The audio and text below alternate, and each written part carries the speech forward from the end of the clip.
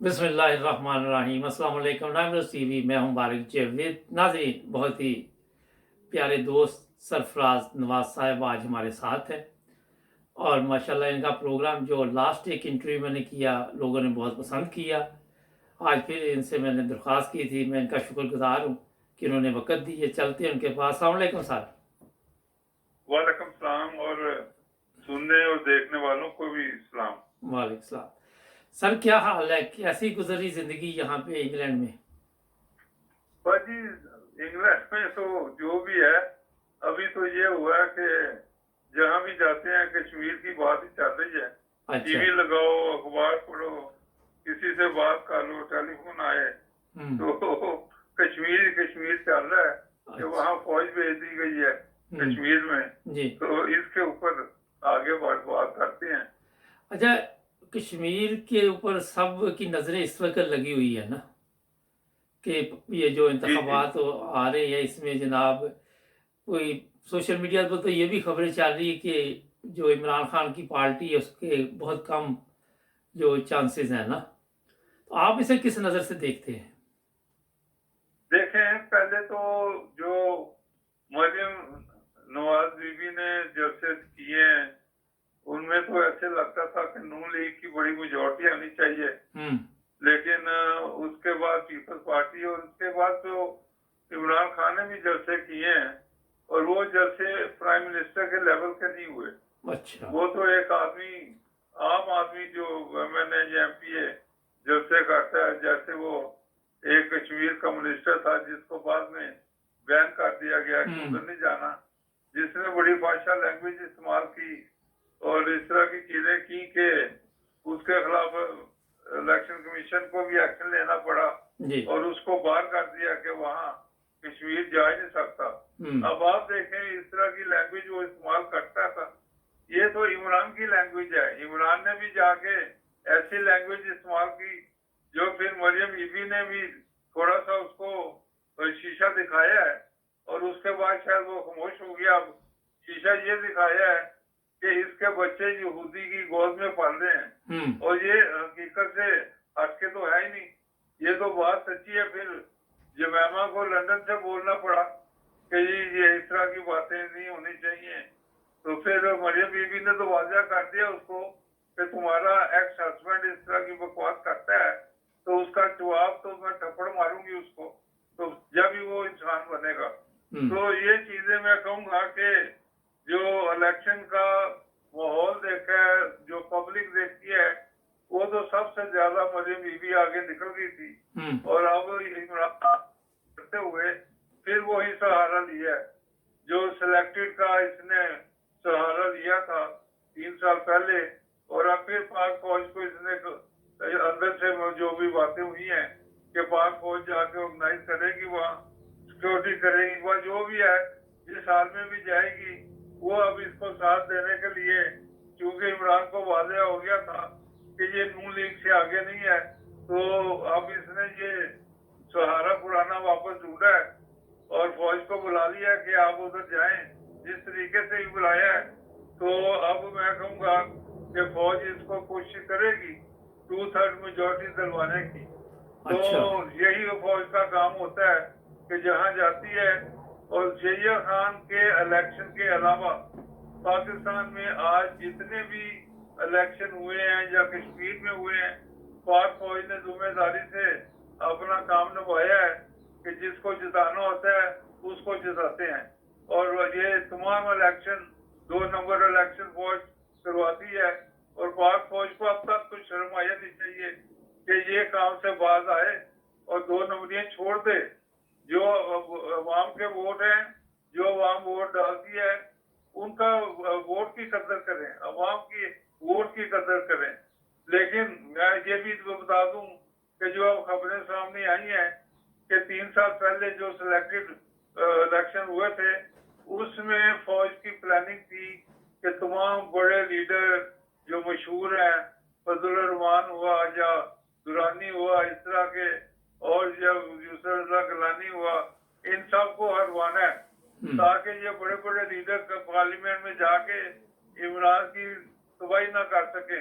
और नौजवान जो आएंगे उनको तबाही का पता ही नहीं होता कि क्या बात करनी है। तो ये सारी चीज पाक फौज अरेंज करती है। मेरा अपना इलेक्शन उसने ऐसे किया कि 18,000 वोट से जीत रहा था 88 में। तो आखिर में 6 घंटों के बाद पता चला कि 400 वोट से हट गया हूँ। अब 18,000 वोट कैसे चेंज किए पाक फौज ने। और उस वक्त का आपको पता है जनरल अपना जो थे अपना पाक फौज के, उन्होंने पैसे भी बांटे थे और उन्होंने ऐलान भी किया अदालत में आके और एडमिट भी किया कि मैंने पैसे बांटे हैं। तो ये सारी चीजें सबके सामने है। तो अब इससे छुपी बात क्या है? तो मैं यही कहना चाहता हूँ कि अब पाक फौज को बाज आ जाना चाहिए, फिर इलेक्शन होने दें, जो भी जीती है उसको मेजोरिटी जो जिसकी आए उसको अपना चार्ज दें। जी अच्छा सर, आप पाक फौज को ये पैगाम तो दे रही हैं, मगर अगर आप गौर करें तो अवाम जो है वो पाक फौज के साथ है, आपके इल्म में होगा। और जहां भी पाक फौज जाती है, अवाम को ये इत्मीनान होता है कि यहाँ पे इलेक्शन बिल्कुल साफ होंगे, या कहीं पे भी खिदमत का पाक फौज को मौका मिलता है तो अवाम उनसे खुश होती है। मगर आप इससे इख्तलाफ कर रहे हैं, इसकी क्या वजह है? नहीं नहीं नहीं, मैं इख्तलाफ नहीं कर रहा। पूरी कौम से आप पूछ लें। वैसे तो मैं भी पाक फौज के साथ ही हूँ, क्योंकि मुल्क की यकजहती जो है ये पाक फौज ही है। तो वरना सिंधी पंजाबी के खिलाफ है, पठान भी एक दूसरे के खिलाफ है कि अपने अपने सूबे में ये इस तरह की बातें होती हैं। तो हम सब पाक फौज के साथ हैं। लेकिन जब ये काम आता है कि इलेक्शन का मामला है, तो उसमें 2 नंबरी जो चलती है ये किसको नहीं पता।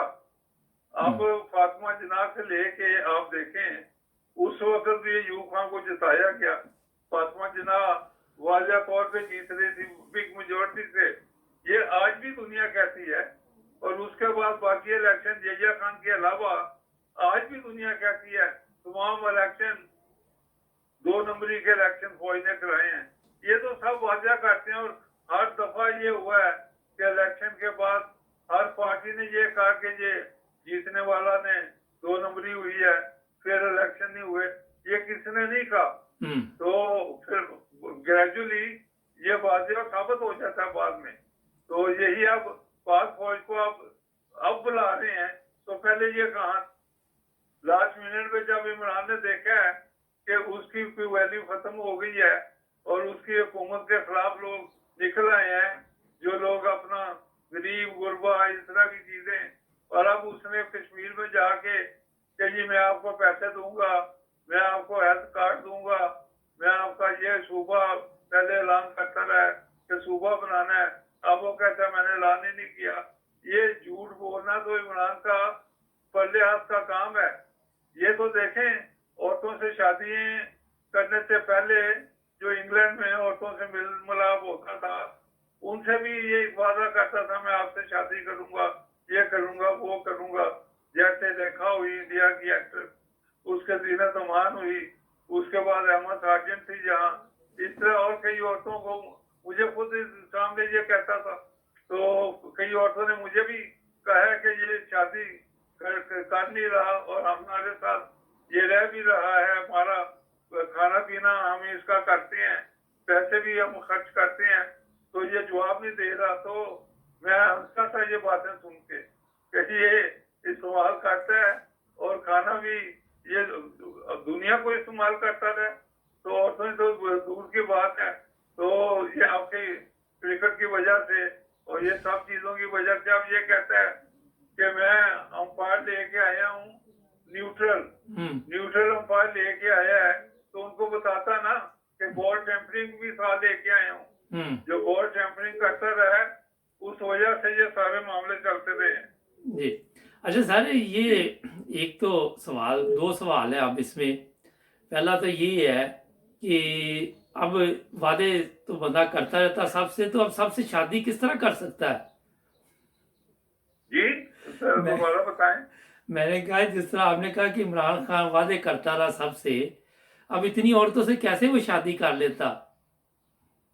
नहीं देखें लेकिन हाँ वादे करता रहा, उनका माल खाता रहा, उनको इस्तेमाल करता रहा। अच्छा। और ये इंडिया में जाता था। गॉडरेज एक औरत थी, रा की सबसे बड़ी एजेंट थी, अरबपति औरत थी। रा को वो सपोर्ट करती थी। ये उसके घर जाके बैठता था, वो भी लड़कियां बुलाती थी इंडिया में। तो इसको ये मुकर के बताए ना, ये बाकियों को कहता है कि रा के एजेंट है, फलाने एजेंट है। ये सबसे बड़ी रा की एजेंट जो गॉडरेज थी इंडिया में, ये उसके घर ठहरता नहीं रहा, वहां रा के लोगों से इसकी मुलाकातें नहीं होती रही। तो ये इसको मुकर के बताया ना, मेरे सामने आके बात करे। तो ये अब इसको छोड़ देना चाहिए कि फलां आदमी रा का है। ये मोदी के लिए, मोदी इंडिया का प्राइम मिनिस्टर, उसके लिए दुआएं मांग कर रहा है कि मोदी इलेक्शन जीते, फिर मैं पाकिस्तान का मामला ठीक कर लूंगा। और मोदी ने इलेक्शन जीतने के बाद इसकी दुआएं रखी है मोदी को इलेक्शन जीतने के लिए। उसके बाद इसने फोन किया, मोदी ने जवाब नहीं दिया। इस बेशर्म को शर्म नहीं आई, फिर बार बार बात करता रहा है। फिर इंडिया से इसने शुरू कर दी तजारत। वो तो पाकिस्तान के अवाम ने इसके ऊपर लानत डाली कि ये तजारत इंडिया से कर रहे हो, जिन्होंने कश्मीर खा लिया हमारा। तो उसके बाद इसको थोड़ी होश आई, अकल आई, ये फिर उल्टा मारा, इसने पलटा मारा और फिर झूठ बोला कि मैंने ये नहीं किया था। और ये तो मैं कहता हूँ पल्ले दर्जे का चोर है। अभी ये टीवी के ऊपर लोग कहते हैं और ये कि ये सबसे बड़ा चोरों का सरदार है। और पंजाब में जितनी ज्यादा करप्शन है, इसको सब पता है कि कौन करप्शन कर रहा है, कौन नहीं कर रहा। और ये करप्शन इधर सियासत में नहीं, मुल्क में नहीं, ये क्रिकेट में भी जो करप्शन होती थी, जुआ माफिया इसके सारे दोस्त हैं। अब मुझे ये बताए कि जुआ माफिया जो करते रहे हैं, ये साथ मिला हुआ था कि नहीं, एहसान मानी साथ मिला हुआ था कि नहीं।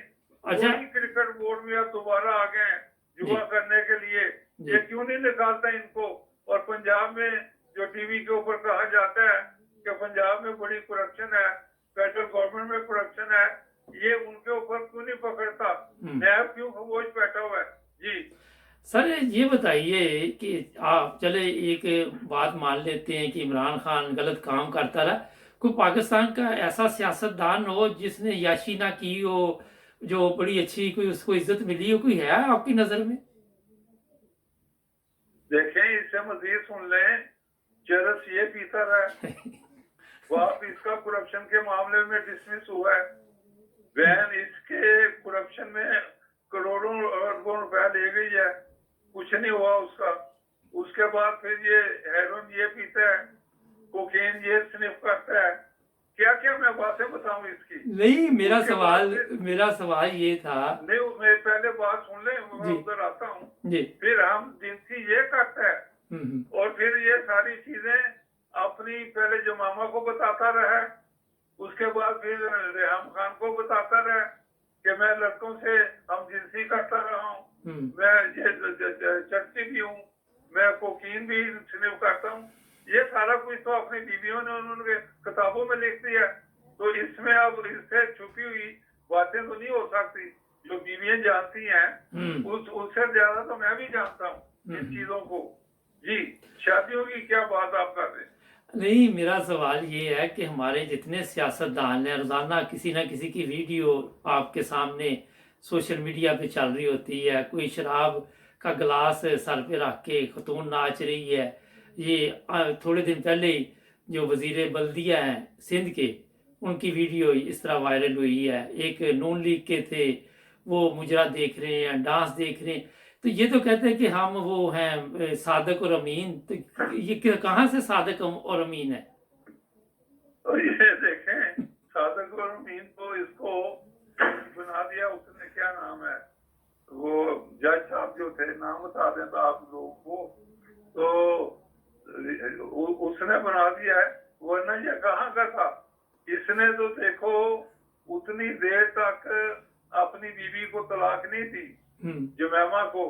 जुमैमा के जो चीजें डांसिंग हॉलों में और उसके बाद फिर अपना अखबारात की जीनत बनते रहे हैं, ये उसके साथ इसकी शादी थी, ये तलाक नहीं देता था इसलिए कि जो ये बनी गला में रहता था, वो जुमामा ने जमीन खरीदी हुई थी, ये तो ये मानता है ना।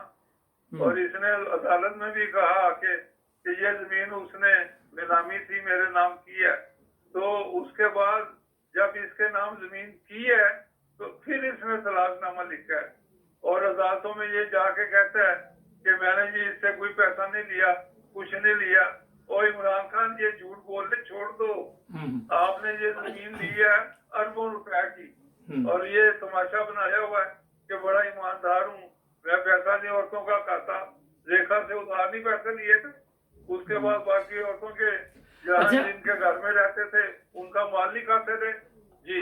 अच्छा, मेरा सवाल ये है कि हमारे जो पाकिस्तान के सियासतदान हैं, आपकी नजर में चलो इमरान खान के अलावा बाकी सादिक और अमीन हैं? देखिए, सादिक और अमीन तो अल्लाह की जात के अलावा मेरा ख्याल है कोई है नहीं, सुवाए पैगम्बरों के, वलीउल्लाह के, उसके अलावा तो आम आदमी तो मेरा नहीं ख्याल हो सकता। और ये जो आपने बात की है इसकी किताबों की, इसकी चीजों की, तो इससे पहले ये सियासतदानों के और दूसरों लोगों के पाकिस्तान में किताबें छप चुकी हैं, कई लोगों के किताबें छपी हैं, कईयों ने छापी हैं, तो ये तो मशहूर है सारी चीजें, तो अच्छा, उसमें तो कोई बात नहीं है जी। अच्छा, ये बताइए कि जिस तरह सियासतदान एक दूसरे के खिलाफ जब बातें करते हैं और वहाँ पे उनकी ज़ातियात पे भी पहुँच जाते हैं, फिर ऐसे ऐसे बातें भी करते हैं जो जेब नहीं देती, तो क्या ये सियासतदानों को इस तरह की जो ज़ुबान है इस्तेमाल करनी चाहिए? देखें, जब इमरान खान बेशर्म हो चुका है, इसको कोई गैरत नहीं रही और ये अपना ये जो बीवी तकरीरें करती है अपना क्या नाम मरियम नवाज साहबा, उसके खिलाफ ये जो बकवास शुरू इसने की है, उसके खिलाफ जो इसके कश्मीर मिनिस्टर ने जो तोहमतें और बकवासें की हैं, तो क्या ये डिजर्व नहीं करते कि इनकी हकीकत सामने लाई जाए? काश कि मैं पाकिस्तान में होता, सेहतमंद होता, तो मैं इन जलसों में जाके अपने लहज़ो जलसे करता और अवाम को बताता कि ये इमरान खान की करतूतें हैं क्या। ये तो भी मैं टीवी के ऊपर या भी आपके सामने कुछ भी नहीं बता रहा, ये तो इतनी खतरनाक चीजें हैं कि ये मुंह दिखाने के काबिल ना रहे, ये अपनी बीवी को मुंह ना दिखा सके जो पीर बनी हुई है, वो पता नहीं कहाँ की पीर। वो कहते हैं 100 चूहे खा के बिल्ली पता नहीं कौन हज को चली, ये इस तरह की इसने बीवी रखी हुई है। और जिसका खामद कहता है कि मेरी बीवी को ले जाओ इमरान खान और मैंने दूसरी शादी करनी है, तो इस तरह की ये चीजें चल रही हैं।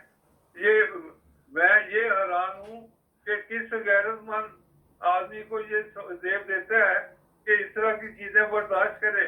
और बेगमात की तब्दीली जो इसके घर में हो रही है कि एक को दूसरा ले गया, ये दूसरे को तीसरा ले गया, अब जुल्फी वहादी का भी नाम आ रहा है कि उसने भी इसकी मुतरई बेटी से शादी की हुई है। तो ये सारी चीजें वाज़ेह तौर पे मशहूर है। ये इसका जो घर है, ये मैं तौबा इस्तग़फ़ार करता हूँ, ये ज़िनाई का घर है जहाँ पे हर किस्म की चीजें चल रही हैं। इस तरह का घर मैं जिंदगी में सोच नहीं सकता कि इस तरह के लोग एक घर में बेगमात को चेंज करें, इस तरह की चीजें आए। तौबा अस्तग़फ़िरुल्लाह, तौबा अस्तग़फ़िरुल्लाह जी। अच्छा, एक ब्रेक लेते हैं, ब्रेक के बाद नाजरीन आपकी खिदमत दोबारा हाजिर, जुड़े रहना इमरोज़ टीवी के साथ, हमारे चैनल को भी सब्सक्राइब करें। नाजरीन, ब्रेक के बाद आपकी खिदमत दोबारा हाजिर। अच्छा सर, ये इतना गुस्सा कहीं आपको इस वजह से तो नहीं कि आपकी पेंशन बंद की हुई है? नहीं, ये मुझे गुस्सा तो बिल्कुल नहीं है। मैं तो हकीकत अवाम के सामने लाना चाहता हूँ कि जिस तरह ये औरतों के खिलाफ जलसों में बकवास करता है, बेशर्मी करता है, तो ये मैं एज ए मर्द होके मेरा हक बनता है कि अवाम को बताऊं, क्योंकि औरतें तो इसके मतलब ये बातें नहीं कर सकती, उनको ले भी नहीं देता। तो इसलिए मैं ये बातें कर रहा हूँ कि हकीकत का अवाम को पता चले और कश्मीरियों को पता चले कि ये आज कश्मीरियों को ये बताए, जलसे जुलूस तो कर रहा है कि कश्मीर पॉलिसी क्या है।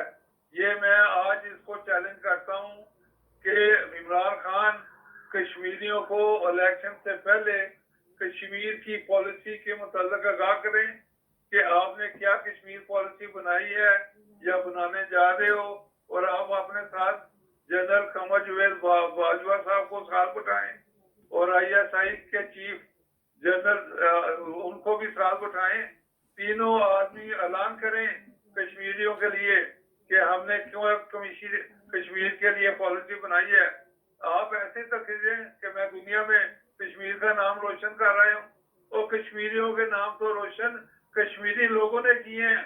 लंदन में जितने कश्मीरी लोगों ने जलसे जुलूस पार्लियामेंट में बरतानिया की में लेके गए हैं, तो अपर हाउस में लेके गए हैं, तो कभी आके यहाँ पार्लियामेंट में कोई एड्रेस किया है? ये क्या बकवास कर रहे हो लोगों को कि मैं कश्मीर के लिए ये करूंगा वो करूंगा। झूठ बोलने छोड़ो, कश्मीरियों के मुतालिक पॉलिसी का ऐलान करो इलेक्शन से पहले, फिर हम मानेंगे कि तुमने इंडिया के आंखों में आंखें डाल के भी बात की है। बाकी छुप छुप के बयान दे देने, यूनाइटेड नेशन में बयान दे देना, मुसलमानों के हक में बयान दे देना। मुसलमान शहीद हो रहे हैं वहाँ कश्मीर, जो इसराइली उनको हजारों की तादाद में शहीद कर रहे हैं। तुमने क्या इसराइल के खिलाफ किया? एक छोटा सा बम ही फेंक देते उधर, तो मस्जिद अक्सा के अंदर नमाज पढ़ने जाते हैं और इसराइली उनको घसीट के निकालते हैं। तुमने क्या किया? शर्म करो, ऐसे बकवास करने बंद करो। कश्मीरियों के मुतालिक ऐलान करो, फलस्तीन के मुतालिक ऐलान करो, और बताओ कि इसराइल के ऊपर तुम क्या करने जा रहे हो। पिछले दिनों जो तुम्हारे करीबी रुफका इसराइल हो के आए हैं, क्या तुम्हारा मैसेज लेके गए हैं? और जो तुमने यहूदी बीवी की हुई थी, इस वजह से तुम्हारे पास सॉफ्ट कॉर्नर है। उसका पैसा जो तुमने लिया हुआ है, बनी गला का सारा महल बना लिया है, तो थोड़ा सा पैसा तुम्हारा मकान में खर्च जरूर हुआ होगा, लेकिन इतनी बड़ी जमीन तो तुमने जमामा के पैसे से ली हुई है ना। तो यहूदियों के बारे में ऐलान करो। वो ये भी लोग कहते हैं कि सानमानी को तुमने जो रखा हुआ है, कुछ लोगों का कहना है कि इसकी बीवी भी यहूदी है, इसलिए इसको तुमने गोद में बिठाया हुआ है, और जुए के अलावा। जी अच्छा सर, ये तो आपने जो बताया, उसके बाद थोड़ी सी बात कर लेते हैं कि जो इंतखाबात जो आने हैं, 2 साल तकरीबन रह गए हैं, उसमें आप क्या देखते हैं कि कौन सी पार्टी जो वो दोबारा इक़्तिदार में आ सकती है? इमरान खान के लिए कोई बेहतर मौके हैं वहाँ पे? देखें, पाक फौज जिंदाबाद, इससे ज्यादा मैं बात क्या करूं। अच्छा, पाक फौज इसके साथ ना हो तो आज ये खत्म हो गया होता, जेल में होता। नहीं तो मैं पाक फौज इसलिए तो नवाज शरीफ के साथ भी थी, जरदारी सबके साथ होती है जब वो इक़्तिदार में आते हैं तो। राहेल शरीफ को जब नवाज शरीफ ने एक्सटेंशन नहीं दी, तो पूरी फौज उसके खिलाफ हो गई, उसके खिलाफ केस कर दिए। उस केस अपना उसको कामा के ऊपर ये कि उसने अपने बेटे से तनख्वाह नहीं ली, ये कोई चीज है कि उसको डिस्क्वालीफाई करने के लिए। अच्छा, वैसे यहाँ पे हाँ जी, मुबारक साहब, आप बताएं कि बेटे से अगर तनख्वाह ना लो तो उसको आप डिस्क्वालीफाई कर दें एज ए प्राइम मिनिस्टर। ये उस वक्त चीफ जस्टिस जो था और 2 और जो उसके साथ सुप्रीम कोर्ट के जज थे, ये एका हुआ था फौज का सबका कि अपना इमरान खान को अपना ईमानदार बनाना है और नवाज शरीफ को उसके ऊपर इल्जाम लगाने हैं।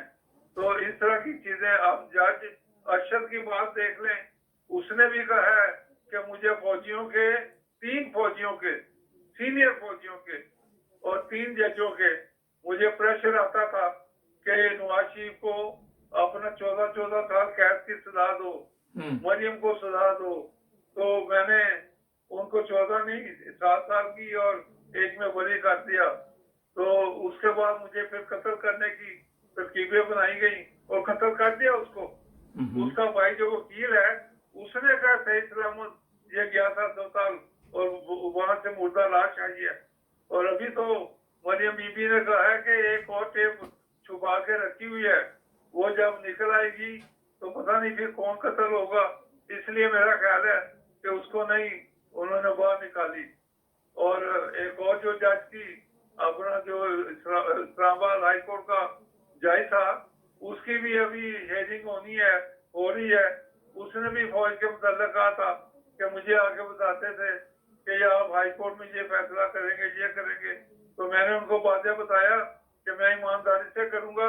उसको निकाल दिया वहां से, अब उसके ऊपर अपना केस चले हुए हैं। जी, ये तो अच्छा फौज का हाल नहीं है। सर, मैं कुछ दिन पहले एक नहीं, इंटरव्यू। उसके बाद अहमद मीर का देख लें। अहमद मीर ने बयान दिया है, सरेआम बयान दिया है पाक फौज के इंटेलिजेंस के ऊपर कि किस तरह आदमी उठाते हैं, क्या करते हैं, क्या जुल्म करते हैं।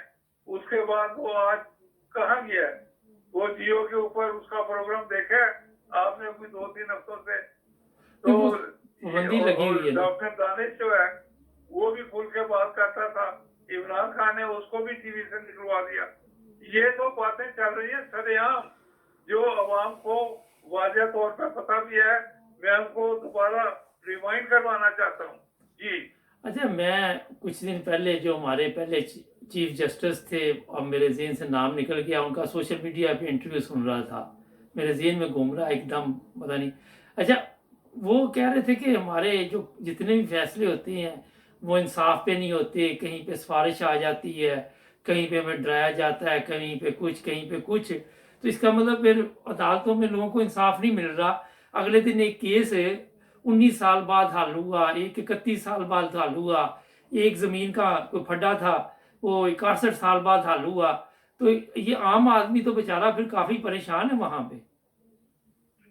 ज्यादातर तो परेशान जो इंग्लैंड में लोग हैं ये हैं, क्योंकि ये यहाँ से प्लॉट खरीदते हैं, कुछ जगह खरीदते हैं, मकान खरीदते हैं, बाद में वो कोई रिश्तेदार या किसी को लुक आफ्टर के लिए कह देते हैं, वो अपने नाम ही करा के बैठ जाता है। अब यहाँ से वो पाकिस्तान जा नहीं सकता, अगर जाए भी तो साल लगेंगे ये अपना उसको ठीक करने में, फिर भी ठीक नहीं होगा। वहां तो देखो पैसा चलता है। सबसे तो पहले जो जुडिशरी है उसको इंसान बनना चाहिए, उसके बाद जो पुलिस है वो बगैर वहां बैठी हुई है। मेरा ख्याल है कि ये डीएसपी से नीचे रैंक के कोई 70% लोगों को बदलना चाहिए, क्योंकि ये सारे क्रूकेड हो चुके हैं। इनको बदल के नई फौज को लाना चाहिए। नई फौज में इंसानियत है, शराफत है, ईमानदारी है। बाकी ये जो पुराने गाहक बैठे हुए हैं इनको खत्म करना चाहिए, ताकि ये खत्म होंगे तो इमरान खान भी रोता है कि नीचे ठीक नहीं है। और भाई अगर ठीक नहीं है, तुम 3 साल से आए हुए हो, तुमने क्या कर दिया? कुछ ठीक किया किसी चीज को? जितनी ज्यादा करप्शन अब हो गई है, पहले नहीं थी। अब तो जज भी कहते हैं छोटे छोटे कि जी जो 1 लाख में काम होना था अब 10 लाख लेके आओ। अब तो ये मामला हो गया है, और ये अब आइंदा पता नहीं क्या बनना है इस मुल्क का। जी, अच्छा सर, ये जितने मसाइल आप बता रहे हैं पाकिस्तान में, अब थोड़ा सा दूसरी तरफ भी आ जाएं, मगर हर बंदा वहाँ पे कह रहा है कि मैं इस्लाम की खिदमत कर रहा हूँ, मैं दीन की खिदमत कर रहा हूँ, मैं अपना आशिक़ रसूल हूँ, मैं मुजाहिद ख़त्म नबूवत हूँ। मगर मसाइल इतने वहाँ पे हैं कि हल ही नहीं हो रहे। जिस मुल्क की 22 करोड़ अवाम जो ये दावा कर रही हो कि हम इस्लाम के ठेकेदार हैं, तो वो फिर भी मुल्क ठीक ना हो, क्या वजह इसकी हो सकती है? देखें, मैं तो अभी यहीं से शुरू कर देता हूँ कि इंग्लैंड के अंदर 4-5 वो मुझे आई हैं चीजें, बड़ी बड़ी दाढ़ियां माशाल्लाह, अल्लाह ताला उनको सलामत रखे। और उनकी इतनी इतनी जायदादें यहाँ बन गई हैं मस्जिदों से ही। तो आदमी सोचता है कि यार ये क्या हो रहा है, यहाँ तो दीन के नाम पे लुटेरे ज्यादा आए हुए हैं। तो उसके बाद ये उनकी जायदादें दे के करोड़ों डॉलर पाउंड दे के हैरानगी होती है कि एक मस्जिद में मौलवी साहब इतना या पीर बन गया है, तो इतना उसके पास पैसा आ गया है। यही मामले पाकिस्तान में है। वहीं पे जब आप जो भी है, अब आप देखें, मैं एक आपको बात बताऊं, उसमें कोई बुरी बात नहीं है। मैं इस्लामाबाद में जब से रह रहा था ना, जी मैंने कुछ मस्जिदों में ऐसे नमाज पढ़ने जाता था, जुमा वगैरह, तो यही पता लगता था कि ये मौलवी साहब अकेले आए थे, इसकी अब 3 बीवियां, किसी की 4 बीवियां, किसी के 15 बच्चे, 20 बच्चे। तो ये मौलाना हजरात का मामला इस्लामाबाद में है। अच्छा तो अब इतनी भर्ती की हुई है, उनका खर्चा भी तो चाहिए ना। फिर ये शुरू कर देंगे कि मस्जिद में मनार नहीं है, मनार बनाना है, तो उसमें फिर चंदा लेना शुरू कर देंगे। इस तरह की हरकतें हो रही हैं। अब आप क्या करेंगे कि मस्जिदें तो सीडीए बना के देती है, इसमें मौलवी क्यों मनार बनाता है? अगर बनाना भी है तो सीडीए को करे। अवाम का पैसा जो आता है वो अब कहाँ लग जाता है? कई कहते हैं मस्जिद में एयर कंडीशन नहीं है, कई कहते हैं मस्जिद में पंखे नहीं है, फलान नहीं है। वो फिर लोग पैसा देते हैं। लोगों का तो मामला है ना जी कि नमाज पढ़नी है तो कंफर्टेबल भी रहें और दूसरों को भी कंफर्टेबल करें ताकि और नमाजी आ सके।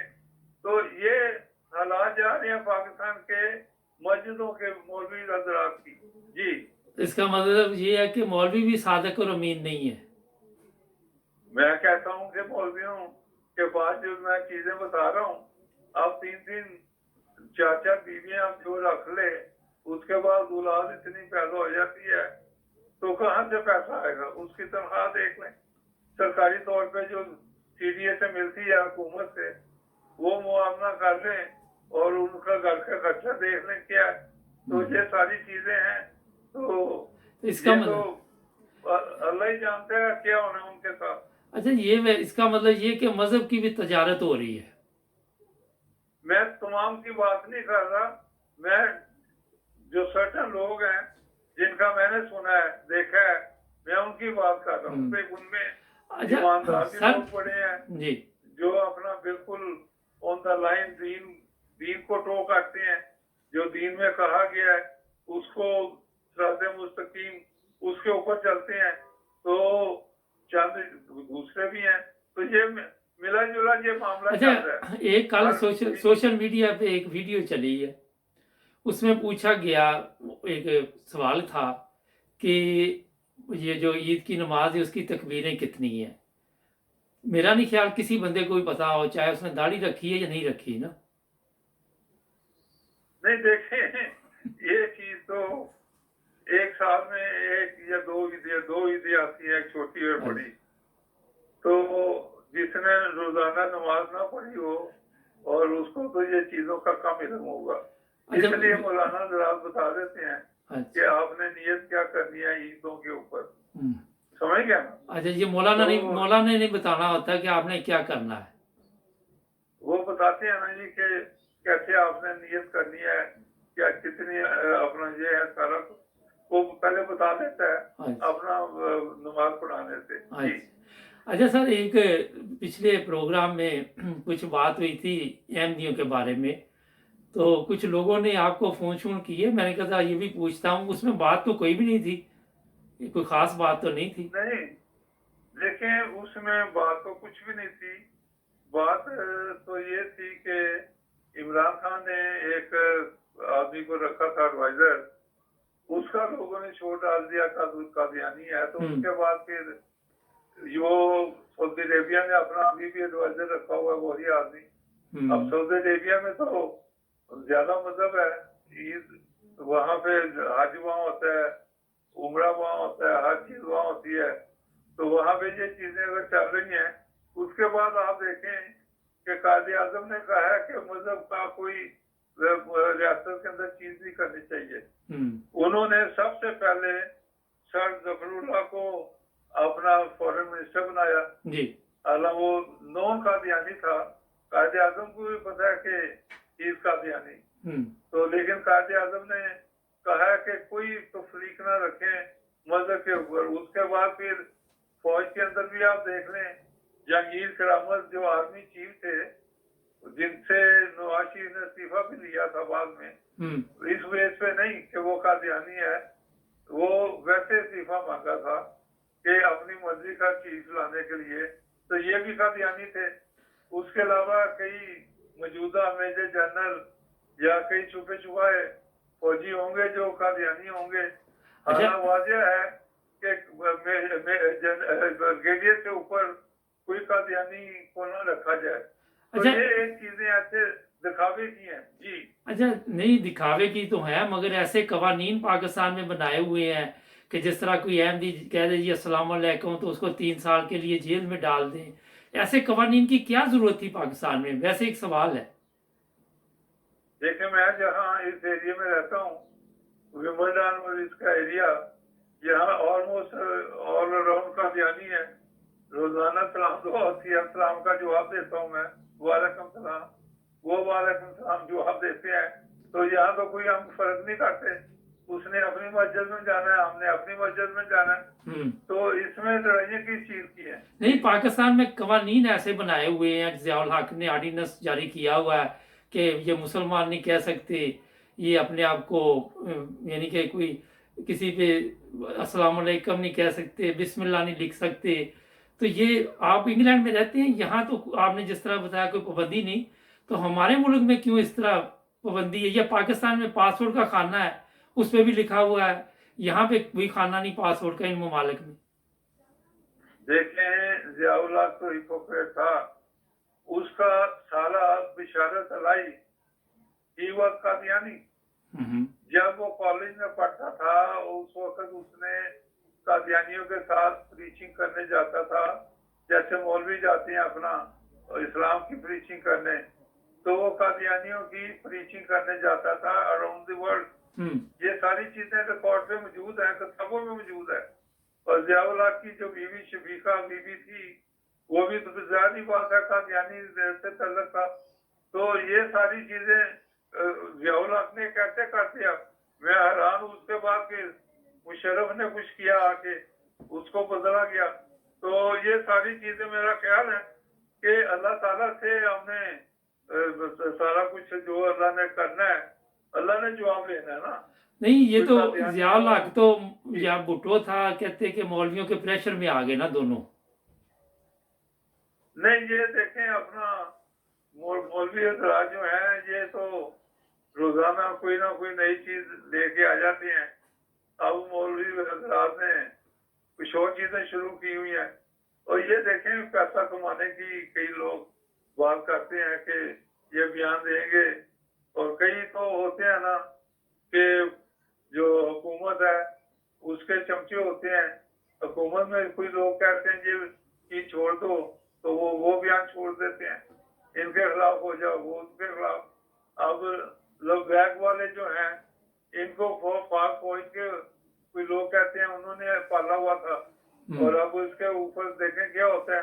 अब उसको जो लीडर था छोड़ दिया है, लेकिन उनके ऊपर भी पाबंदी पार्लियामेंट में लगी हुई है जो। तो ये अब लोग बैग के ऊपर पता नहीं क्या करेंगे। तो इनका तो कोई अखबार ना करें, कादियानी है, लोग बैग वाले हैं, सुन्नत है, शिया है, देवबंदी है, कोई नहीं, तो भी है। इसका इसका ये तो मतलब है कि अपने इसका मतलब है कि पाकिस्तान को जो सियासतदान है या जो मजहबी जमातें हैं वो गलत रास्ते पे ले गई हैं आपके ख्याल में?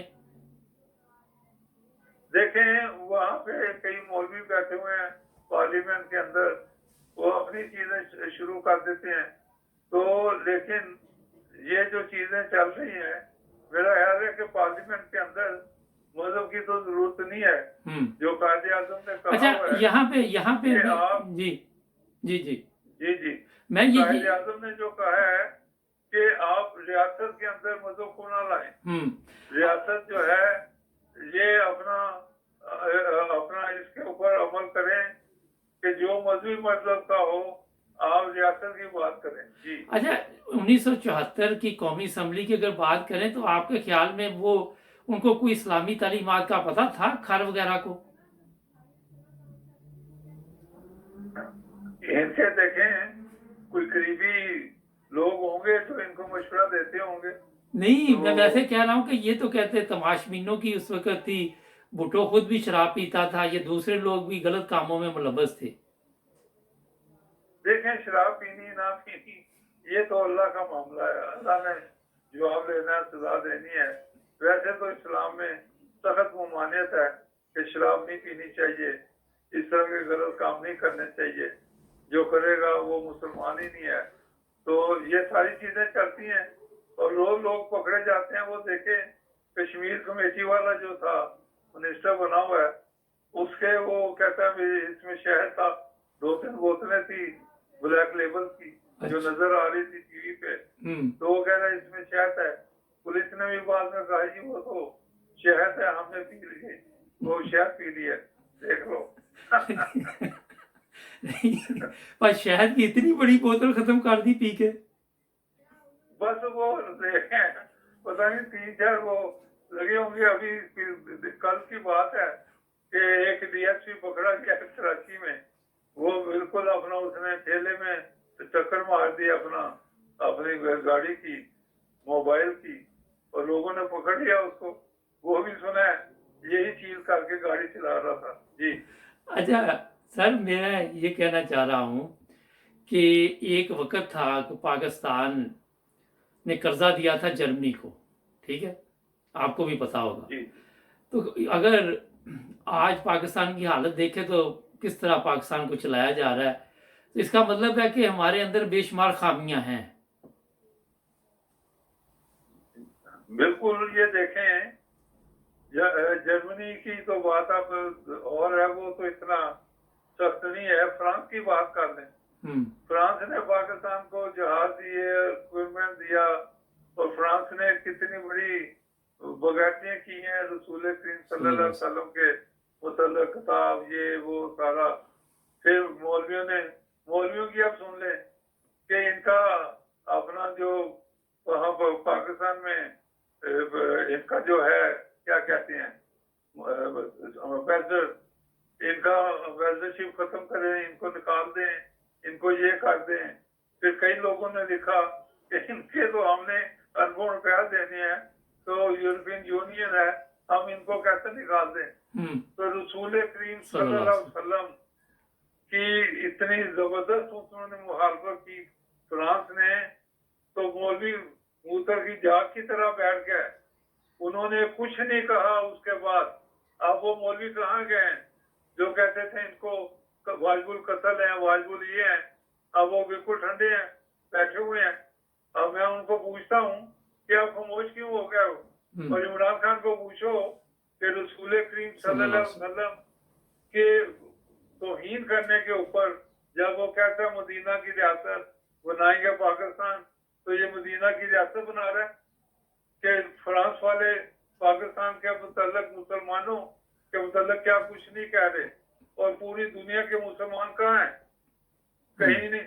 इन्होंने अपना कोई सारे दुनिया के मुसलमान मिलके सामने निकले हैं।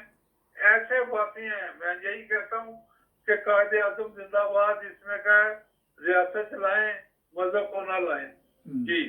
अच्छा, जिस तरह आपने कहा कि सारे मुसलमान अगर इकट्ठे हों, तो क्या वजह आज तक इस्लामी दुनिया के जितने भी ममालिक हैं 50 से ऊपर हैं, ये इकट्ठे क्यों नहीं हो सके आपके ख्याल में? देखें, एक वो हम भेजा हुआ है 4-5 करोड़ रुपया तनख्वाह के ऊपर रहेल शरीफ, उसको तो इशारा होता है अपना सऊदी अरेबिया से के खामोश रहना है।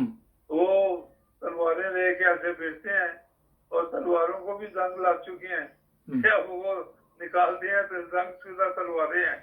तो अब उन्होंने क्या करना है। तो ये मैं कहूँगा कि 40-45 मुल्कों की जो फौज का सरबराह बना हुआ है रहेल शरीफ, उसको शर्म आनी चाहिए कि वहां से इस्तीफा देके आ जाए, सऊदी अरेबिया को कहे कि या तो आप फलस्तीन और इन चीजों के ऊपर मुझे हुक्म दे, मैं सारा जाकर मामला इसराइल से निपटूं, या इस तरह जो मुसलमानों के खिलाफ जो भी करते हैं, लेकिन कुछ भी नहीं। हर आदमी मौज कर रहा है, अपना देख रहे हैं कि अपनी मुल्क को जो उनको सूट करता है वो करे जी। अच्छा, मैं ये आखिर पे सिर्फ ये कहूँगा कि मुसलमानों में इत्तेफाक होना चाहिए। जब इकट्ठे होंगे, एक तो इत्तेफाक होना चाहिए, एक ये होना चाहिए कि नबी पाक सल्लल्लाहु अलैहि वसल्लम के जो इरशादात है उसके मुताबिक अगर ज़िंदगी गुजारे तो किसी की कोई ज़रूरत नहीं कि वो इस्लाम के खिलाफ बात कर सके। क्या ख्याल है? देखें, अभी रिसेंटली ट्रंप ने ओआईसी बंद की हुई थी। अब मौजूदा प्रेसिडेंट ने आके ओआईसी को बहाल कर दिया है जी। तो लेकिन उसके बावजूद कुछ नहीं। और ये ओआईसी क्या कर रही है, बैठी हुई है। फलस्तीन की इतनी जबरदस्त उनके अपना ये बमबारी की है, पीछे मुसलमानों को शहीद किया है, तो ओआईसी ने क्या किया? बिल्कुल, ये सऊदी अरेबिया ने क्या किया? कुछ नहीं किया। उसके बाद ये अच्छा, मैं कहता हूँ ना, तो ये ऐसे दिखावे के मुसलमान हैं। बिल्कुल ये मुसलमान पाकिस्तान में हैं जो बाहर निकलते हैं, लेकिन इन मुल्कों में दिखावे के हैं जी। अच्छा, ये फलस्तीन के जो मामला है, ये तो हर कोई कुछ सालों बाद वो मारते हैं, 10-20 हज़ार कुछ लोगों को मार देते हैं, उनके घर तबाह कर देते हैं, वो बेचारे फिर घर बनाना शुरू कर देते हैं। और इसराइल को भी पता है कि कोई भी मुसलमान मुल्क इस पोजीशन में नहीं है कि वो उसका मुकाबला कर सके। ये तो देखें, नहीं कतरा कतरा दरिया बन सकता है। अब पाकिस्तान एटमी पावर है, पाकिस्तान को इनको आंखें खोल के बात करनी चाहिए कि आइंदा ऐलान करें कि ईरान से मिलें। ईरान भी तो दुश्मन है ना। उसके बाद एक दो और छोटे कंट्री हैं जो नेक्स्ट डोर है इसराइल के, वहां अपने अड्डे बनाए। अड्डे बना के अब सुपर पावर है पाकिस्तान भी। इसराइल के पास जो भी है, पाकिस्तान के पास भी एटम बम है। और कितना बड़ा इसराइल है। ईरान आपका साथ देगा, इराक आपका साथ देगा, उसके बाद जो मिस्र आपका साथ देगा। इस तरह ये और अफ्रीकन कंट्री है वो करीब जो साथ साथ हैं वो आपका साथ देंगे। तो मैं ये कहूंगा कि ये एक सुपर फोर्स बन सकती है जी। लेकिन दम खम होना चाहिए ना। दम खम ही नहीं है। उधर अमेरिका आंखें निकालता है कि इसराइल को कुछ नहीं कहना, तो ये बिल्कुल खत्म। अच्छा, आपका शुक्रिया, टाइम खत्म हो रहा है। कोई मैसेज देना चाहें आप नाजरीन को? मैं नाजरीन को कहता हूँ कि अपना मजहब अपना है। जो मजहब आप हैं, आप अपना जो भी है, इस्लाम है, कुछ है जो कायदे आजम ने फरमा दिया है, वो हमारे सबसे बड़े लीडर हैं। पाकिस्तान को बनाया उन्होंने, और उन्होंने कहा है कि मजहब को बीच में ना लाएं, अपनी तरक्की मुल्क की करें और मजहब से हट के। तो इसलिए मैं कहना चाहता हूँ कि मजहब की वजह से शिया सुन्नी या दूसरे मजहबी लोग जो है आपस में लड़ाइयाँ ना डालें, प्यार मोहब्बत से रहें जी। अच्छा, आपको मैंने याद आ गया, डॉक्टर अब्दुल सलाम का नाम सुना हुआ आपने? जी, डॉक्टर अब्दुल सलाम का नाम सुना हुआ? जी जी जी, इंडिया का नहीं, पाकिस्तान के थे डॉक्टर अब्दुल सलाम साहब, अहमदी थे, जिन्हें नोबेल प्राइज मिला था, जंग के थे। जी जी जी जी। तो वो भी अहमदी थे। मैंने कहा शायद आपके इल्म में हो। नहीं, मुझे अब आपने बताया ना, लेकिन अच्छा, आप मुझे ये बताइए कि आपको अहमदी लोगों का कब पता चला पहली दफा? वो तो लाहौर में जब था ना, तो लाहौर जिमाना क्लब है, वहाँ चाय पीने जाते थे। आरिफ निजामी साहब भी आते थे और दूसरे लोग भी। तो सबसे पहले तो मैं आरिफ निजामी की फौजगी पे अफसोस कर लूं, बिल्कुल, और उनको दुआ करता हूँ कि अल्लाह ताला जन्नत में सबसे आला मुकाम उनका आमीन रखे। आमीन। तो वहाँ पे वो भी आते थे और भी, और उसमें कोई प्रोफेसर भी होते थे और उसमें कोई और भी लोग सीनियर लोग होते थे। वो भी कहते थे कि ये कादियानी है, ये कादियानी है, लेकिन हमें कोई फर्क नहीं पड़ता था। हम तो वहाँ चाय पीनी, डिस्कशन करनी, सियासत के ऊपर, स्पोर्ट्स के ऊपर, मजहब की बातें नहीं होती थी। अच्छा, चले, बहुत शुक्रिया आपका। नाज़रीन, हमारे चैनल को सब्सक्राइब करें। सरफराज साहब का एक दफ़ा मैं फिर शुक्रगुजार हूँ। और जो भी बातें इन्होंने की, हर बंदे की अपनी ज़ाती राय होती है। तो ये है कि अच्छा, एक चीज़ रह गई, भूल गए सच। आजकल वो एक सोशल मीडिया पे वीडियो चल रही है अपने वो आबिद शेर अली की। हाँ जी जी जी। अच्छा, आपके ख्याल में ये जो कुछ भी हुआ, होना चाहिए था हमें किसी दूसरे मुल्क में जाके इस तरह के जो काम है या इस तरह की ज़बान है उसे इस्तेमाल करना चाहिए? नहीं, देखें, ये तो किसी को हक नहीं है कि ये आदमी कहे यहाँ रह के कि आपने पैसा लूटा हुआ है और आप ये भाई आप यहाँ इस मुल्क में रहते हैं, आपका पाकिस्तान तलक है, जाए पाकिस्तान, वहाँ अगर आप टैक्स देते हैं यहाँ पाकिस्तान में, तो फिर आपका कोई हक है बात करने का। दूसरा ये कहना कि आप पहले क्यों आ गए, आप पहले जो वहाँ का मैनेजर है उससे पूछें कि जी इनको आपने पहले क्यों कर दिया है, तो वो बता रहा है कि इन्होंने एक हफ्ता पहले की बुकिंग करवाई हुई थी और बुकिंग में इनकी टेबल ये रिजर्व है, इसके ऊपर रखा हुआ है मैंने बोर्ड रिजर्व, तो ये जब मर्जी आए ये सीधा इधर आके बैठेंगे। तो इसमें लड़ाई का कोई मकसद ही नहीं है। यहाँ के लोग भी थोड़े ऐसे हो जाते हैं कि जैसे कि ये बड़ा कुछ है वो कुछ है, इस तरह की चीजें इनको नहीं करनी चाहिए। जहाँ जो लोग रहते हैं ये अपना आप दिखाने के लिए उसके ऊपर बरसना शुरू कर देते हैं। आप मैनेजर से बात करें भाई, मैनेजर को कहें, उससे कंप्लेन करें ना। आप कौन होते हैं कोई जहाँ मर्जी जाके बैठे, क्या ख्याल है आपका? जी, ये भी बात दुरुस्त है कि बात वहाँ के मैनेजर से करनी चाहिए थी और दोनों तरफ से बहरहाल अगर सब्र और बर्दाश्त का थोड़ा सा भी ये मुजाहरा करते तो ये मामला ना होते। आज सोशल मीडिया पूरी बड़ी पड़ी इनकी वजह से ना। अच्छा, आपका शुक्रिया, टाइम काफ़ी हो गया। नाज़रीन, हमारे चैनल को सब्सक्राइब करें, जुड़े रहें 9+ टीवी के साथ। मिलेंगे अगले प्रोग्राम में। अल्लाह हाफ़िज़। ओके जी, अल्लाह हाफ़िज़। Thank you. अल्लाह हाफ़िज़।